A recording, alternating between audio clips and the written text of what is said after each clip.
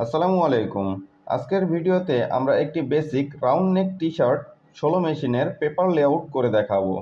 চলুন ভিডিওটি শুরু করা যাক।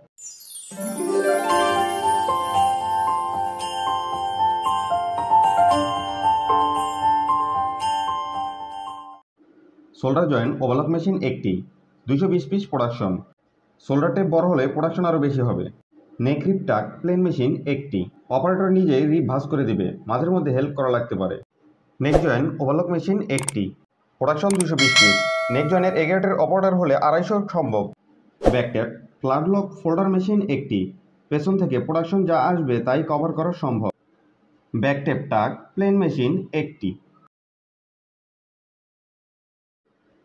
ফ্রন্ট নেক টপসিন ফ্ল্যাট লক একটি। ব্যাকটেপ টপ স্টিচ প্লেন মেশিন একটি। যদি ব্যাকটেপের ভিতরে লেবেল থাকে তাহলে প্লেন মেশিন আরেকটি লাগবে।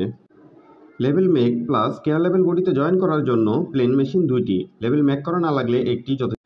স্লিপ জয়েন ওভারলক মেশিন দুইটি, একটি মেশিন থেকে 120 পিস বা তারও বেশি স্লিপ জয়েন করা সম্ভব। সাইড জয়েন ওভারলক মেশিন দুইটি, লং স্লিপ হলে আরেকটি মেশিন বাড়িয়ে দিতে হবে।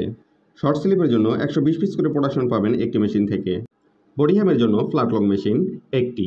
স্লিপ চুরি হ্যামের জন্য ফ্ল্যাট লক মেশিন দুইটি, সিলিন্ডার ফিট হলে ভালো হয়।